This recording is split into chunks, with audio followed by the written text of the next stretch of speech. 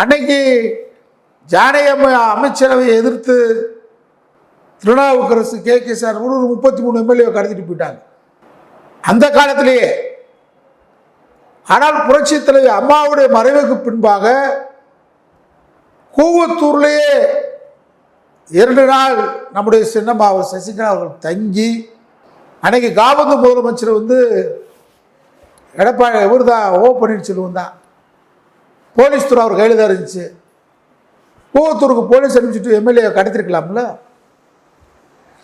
இந்திய ராணுவத்தை இன்னைக்கு சுக்குநூறு அதிமுக ஆக்குற மோடி அமித்ஷா கொடுத்த கேட்கிறேன், உன்னால ராணுவத்தை அனுப்பிச்சுட்டு 133 எம்எல்ஏ தூக்க முடிஞ்சா?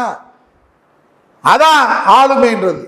எம்ஜிஆருக்கு இருந்த ஆளுமை, புரட்சி தலைவி அம்மாவுக்கு இருந்த ஆளுமை சசிகலாவுக்கு இருந்துச்சு. அவங்க மேலே கருத்து வேறுபாடு இருக்கா, விமர்சனங்கள் இருக்கா, குறைகள் இருக்கான்றது வேறு. நான் அதை பலமுறை பேசியிருக்கேன்.